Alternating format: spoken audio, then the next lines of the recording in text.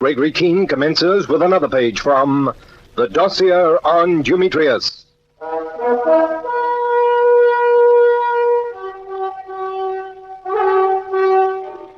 As we began to get near the end of the hunt for Dumetrius, some curious facts started coming to light. Haiti had known Karl Scammell, the major of intelligence whose body we found under the Orgartenstrasse rubble. What a tragedy we couldn't have uncovered that one vital fact before. We'd have known where she stood when she didn't disclose that the man on the Berlin plane was not Scammell. Then there was the other baffling conundrum. Dumetrius had a double in Otto Schmidt, the Berlin clerk who'd disappeared and whose picture we had. Yes, of course, the obvious conclusion was that Schmidt and Dumetrius were one and the same person. Unfortunately, we knew that to be utterly impossible. So there we were, Cutts, Colonel Fentress, and myself, beating out our brains in my flat that night and coming up against the stone wall of our flat contradiction. The picture of Schmidt was the picture of Dumetrius, but they were two different men, although Schmidt disappeared the moment Dumetrius came to London. I can tell you I was jolly glad I'd laid in a decent stock of whiskey. Now, the other thing that thickens the plot surrounding Dumetrius Keene has come through ordinary intelligence channels. We wanted Dumetrius originally because he was running the forged papers traffic, getting all manners of riffraff into this country and out of it. Ex-SS men, chaps with black marks against them for atrocities, all that kind of thing. And then it turned out that he was after a lot of Gestapo loot, so that he could have been looked at as an ordinary criminal and being coped with by the yard. But Dumetrius is mixed up in something far, far bigger than blackmail or theft. Well, we've always had that whisper right along the line. Cut, you remember that pole you picked up? Let me tell you. There's not much doubt that there's a good-sized nest of ex-enemy people down in South America somewhere. No, I thought we'd exploded all those Sunday supplement tales about the Gestapo arriving by the submarine load. No, this is different altogether. We all know the Nazis, as such, are dead and buried. But small cells of them were thrown off in 1945, and they're only waiting for the proper time to appear again in different forms. In the same way that certain fungi, certain vermin lie dormant for years until one day there's the correct combination of seasonal warmth, of rain, sunshine, and humidity, and suddenly their seed springs to life and you see them on every hand. You're going to tell me that while they're waiting, they have to stay alive? Yes, they must have money. And from a lot of detailed stuff that's come to hand lately, oh, you know how it adds up, Keene, bit by bit, intelligence chaps in other parts of the world are pretty certain that the forged papers racket was built up not only to get wanted men from place to place, but to provide tightly disciplined criminal organizations, groups of men in various countries whose task it is to acquire currencies by crime and siphon it off to wherever it's needed. Yes, I recall an eye query from the States about that $2 million robbery in Boston not long ago. Not a cent of it recovered.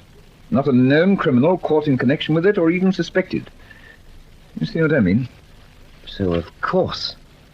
That's why Dumetrius wants his million. And why none of the people he uses, the Mazzottis, the Bookmans, the Otti Blooms, why they'll never see a penny of it. Well, up to date, Dumetrius hasn't got a penny of it. Remember, that trunk they took from the sanatorium was full of rubbish. But we're still in the same position. To find Dumetrius, we have to find the loot before he does. And we mustn't lose sight of the vital importance of finding the chap's true identity.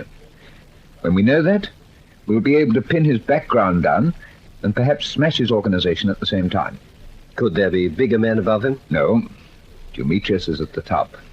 So the question presents itself, where do we go from here? Well, I can answer that. We all go home and go to bed. Look at the clock, Keene. Tomorrow's another day. Do you want me to keep out of sight of the embankment and work alone, sir? Well, since we've cleared up the matter, Lady Bergner, better leave it to me, honey. I'll have a word with one or two people and let you know. But keep in touch with me personally. That's about all. Well, come along, Cutts, you can drive me home. And take it quiet.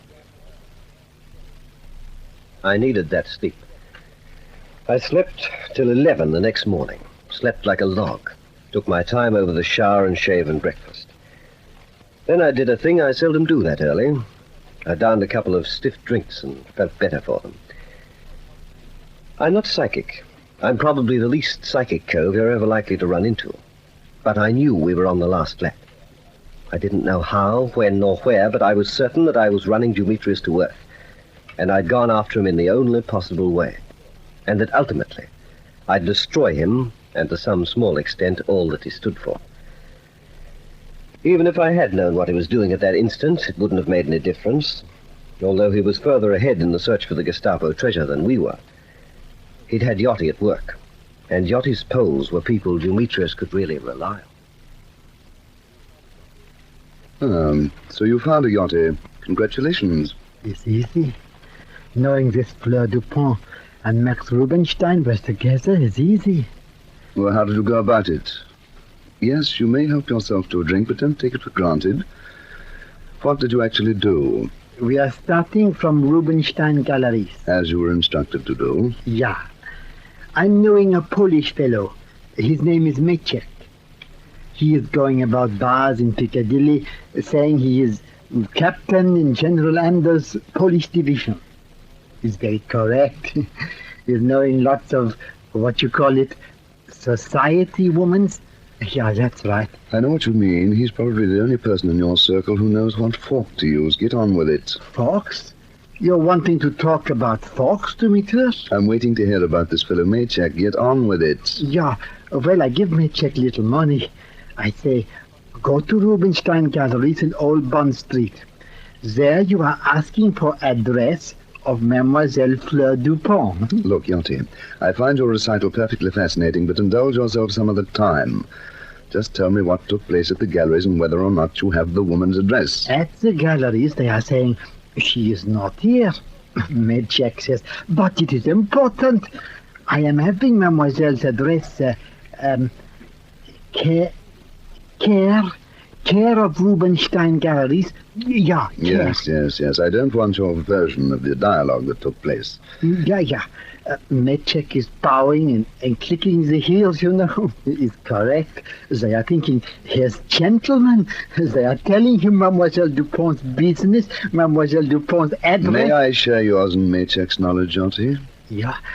She has offices in... It's hard to say. Albemarle Street.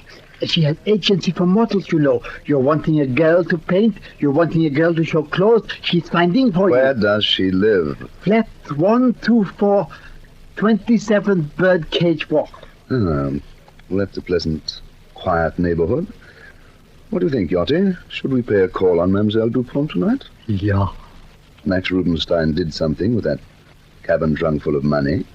He did it quickly, and he didn't hand it to a perfect stranger. And since, from what Max Rubinstein told me, Fleur Dupont would seem to have been his closest acquaintance. Who's a more likely person to know the whereabouts of it, Yeah, we're going to see her tonight. But what if she knows where it is, but doesn't tell us? Yachty, can you imagine me taking you along on a purely social occasion? You will stay in the background tonight. If Miss Dupont has information for us but decides to be obstinate, then of course I shall have to present you to her. Well, how's the time?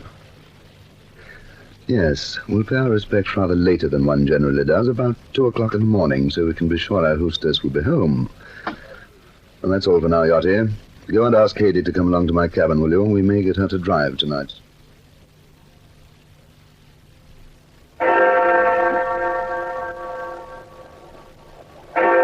Hmm. 2 o'clock. We're right on time. Now stay out of sight there in the corridor, Yachty. I'll let you in if you're needed. Yeah, and if she is home?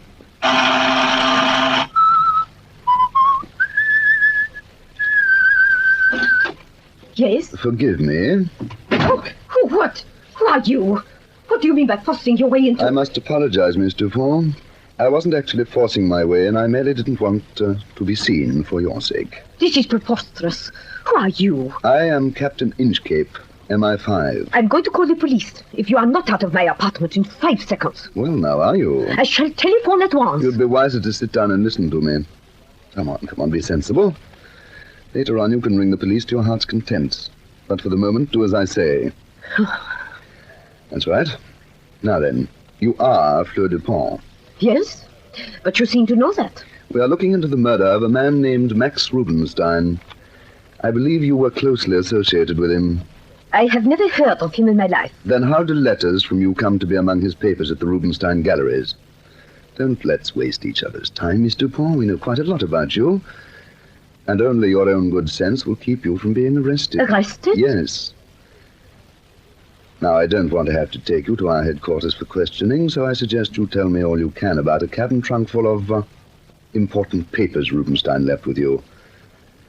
We want that trunk, Miss Dupont. We're going to get it. Nothing will stop us getting it. So let's begin. You are not the captain of MI5. You are not even an Englishman. Get out of here. I'm going to call for help. I would much rather you didn't utter a sound, Miss Dupont. Max warned me about you. Max told me what you look like. Yes, I know who you are. Yoshi! Come in here.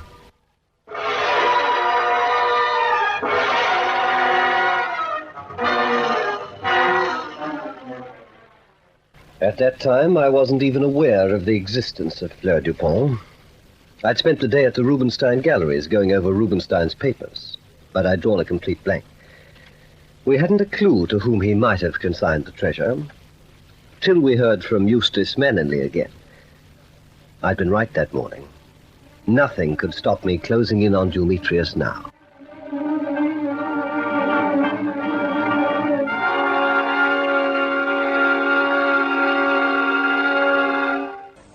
Listen for the next chapter of this story of suspense. Dossier on Dumetrius.